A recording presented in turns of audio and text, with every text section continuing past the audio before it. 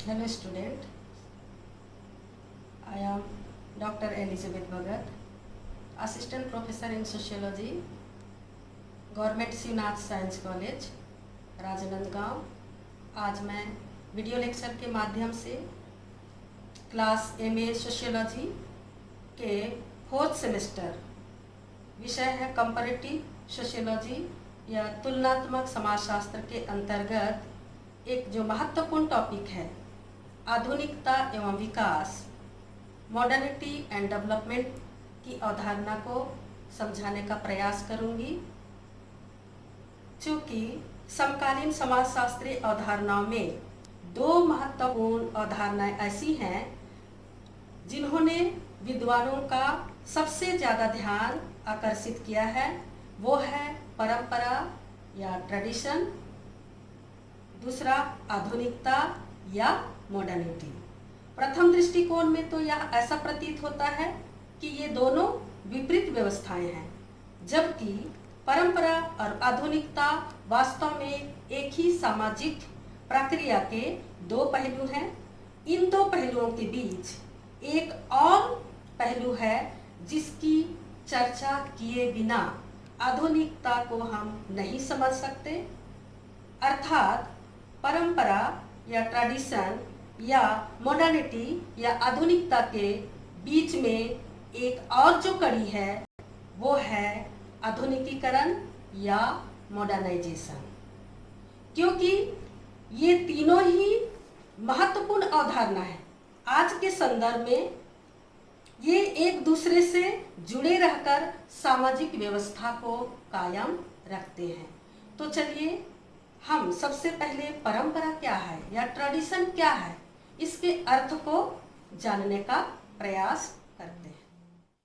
सामान्य अर्थ में या सामान्य रूप से परंपरागत शब्द का प्रयोग सामाजिक विरासत के रूप में किया जाता है, जो कि समाज के सदस्यों को अपने पूर्वजों से प्राप्त होते हैं। यह एक व्यापक अवधारणा है। इसके द्वारा धार्मिक, तात्विक, आध्यात्मिक तथा बौद्धिक मूल्यों और विश्वासों की प्रकृति को समझा जा सकता है। वास्तव में परंपरागत या परंपरा वो है जो समाज में व्यक्ति को अपने पूर्वजों से, अपने पुरखाओं से, चाहे वह धार्मिक विश्वास हो, चाहे वह नैतिक मूल्य हो, चाहे वह सामाजिक मूल्य हो, चाहे वह नियम हो या सामाजिक कानून हो, वो विरासत के रूप में या परंपराओं के रूप में व्यक्ति को या समाज को प्राप्त होता है और उसी के अनुसार पूरा समाज व्यवस्थित होता है या इसको कहें होता था। तो चलिए परंपरा जो है पुरानी मान्यताएं हैं और उस परंपरा का पालन करने वाले समाज की परंपरागत विशेषताएं क्या है, इसको हम और भी स्पष्ट रीति से समझने का प्रयास करते हैं और परंपरागत के मूलभूत बातों को या मूलभूत विशेषताओं को और क्लियर करते हैं। और इसके संदर्भ में मैंने 8 जो पॉइंट है आपके सम्मुख रखने का मैं प्रयास करूंगी। विशेषता को सबसे पहली विशेषता है परंपरागत समाज की जो पहली विशेषता है वो है धर्म तथा दर्शन का महत्व। परंपरागत समाज में धर्म तथा दर्शन का महत्व महत्वपूर्ण रूप से पाया जाता था, अर्थात जादू टोना तथा तंत्र मंत्र और अंधविश्वासों की भी प्रधानता परंपरागत समाज में पाई जाती थी। दूसरी विशेषता, यातायात के साधनों की कमी के कारण परंपरागत समाज में लोगों का बाहरी संपर्क नहीं के बराबर होता था, अर्थात लोग एक जगह से दूसरे जगह आसानी से नहीं पहुंच सकते थे। तो ये बहुत ही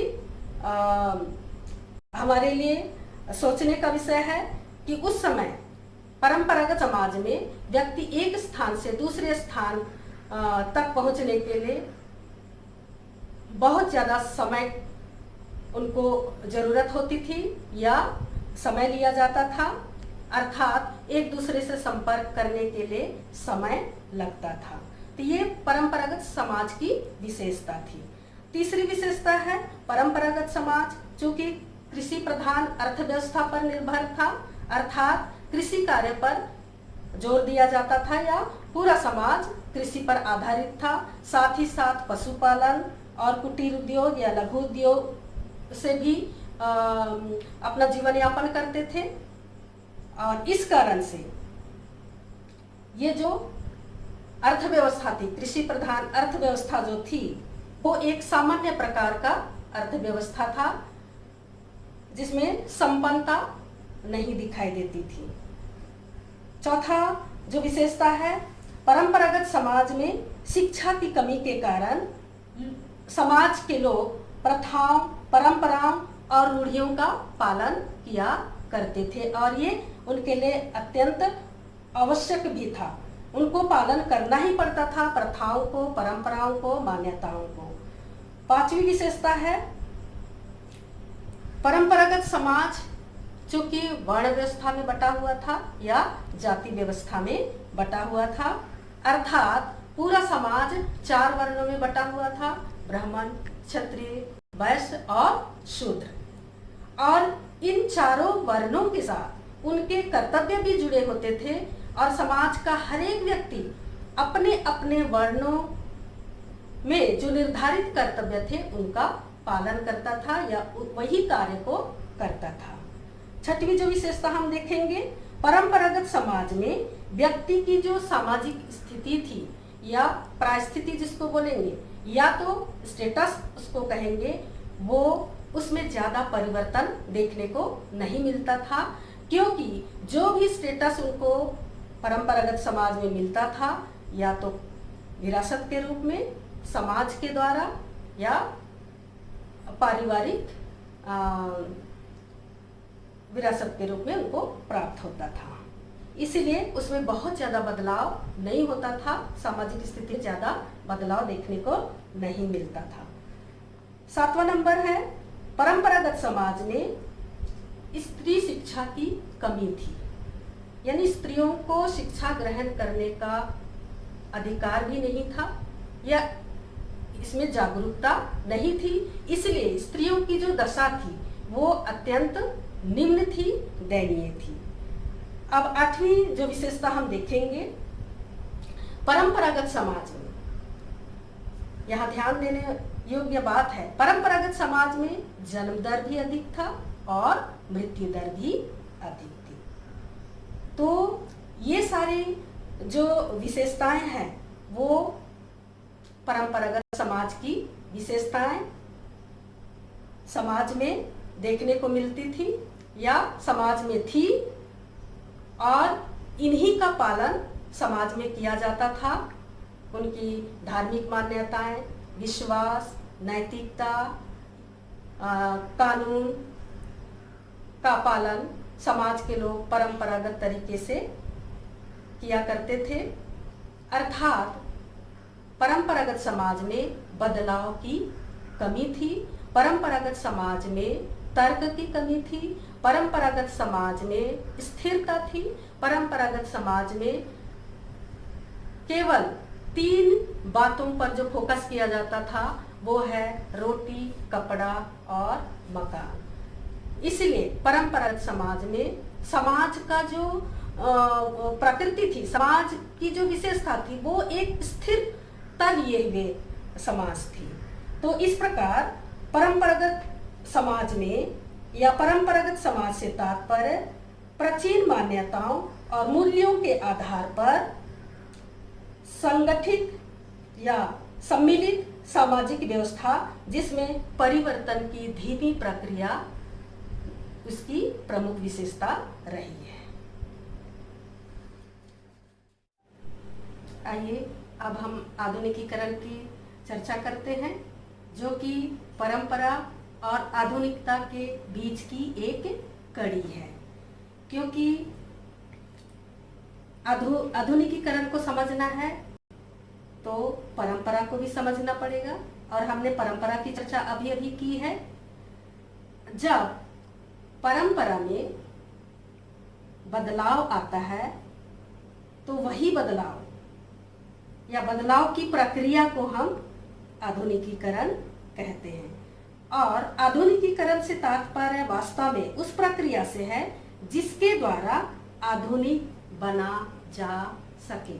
और इसके संबंध में आधुनिकीकरण को परिभाषित करते हुए श्री A.R. देसाई ने कहा है कि आधुनिकीकरण की अवधारणा के द्वारा हम मानव समाज में परिवर्तन के उस दौर का वर्णन करते हैं जब वह अपने विवेक और ज्ञान की नई क्षमताओं व योग्यताओं को हासिल करता है तथा प्रकृति के नियंत्रण से अपने नए सामाजिक पर्यावरण का निर्माण अपने विवेक के आधार पर करता है, तो वही आधुनिकीकरण है या मॉडर्नाइजेशन है। इसमें देखिए परिवर्तन की प्रक्रिया की विशेषता है, अर्थात इसमें एक प्रोसेस है, इसमें एक प्रक्रिया है।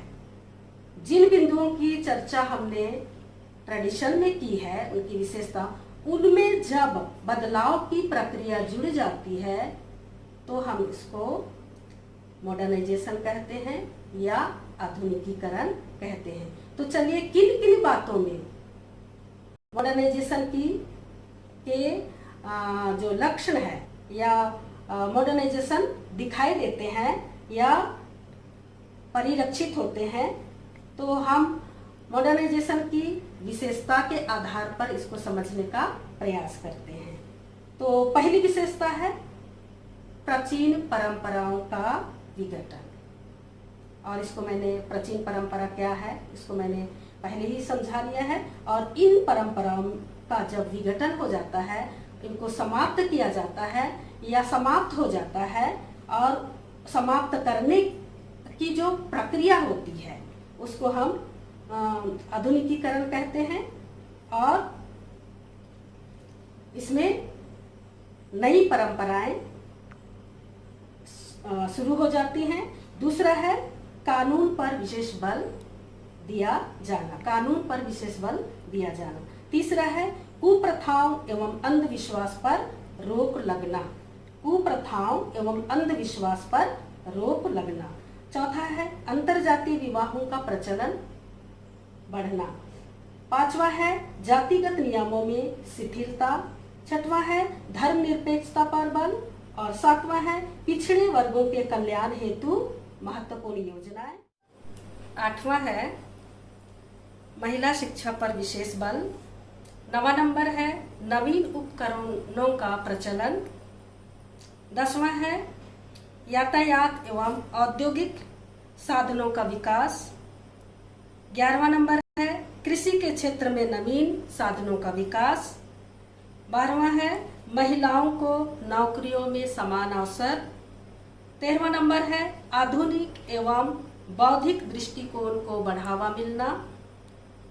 और अंत में विश्व बंधुत्व की भावना का विकास। इस प्रकार मॉडर्नाइजेशन का तात्पर्य सामाजिक, आर्थिक, राजनीतिक, धार्मिक सभी क्षेत्रों में परिवर्तन की प्रक्रिया को समाहित करना या परिवर्तन की प्रक्रिया दिखाई देना को हम आधुनिकीकरण कहेंगे या मॉडर्नाइजेशन कहेंगे। इसके आगे की अवधारणा जो आधुनिकता या मॉडर्निटी से संबंधित है, इसके संबंध में मैं अगले वीडियो में आपको समझाऊंगा।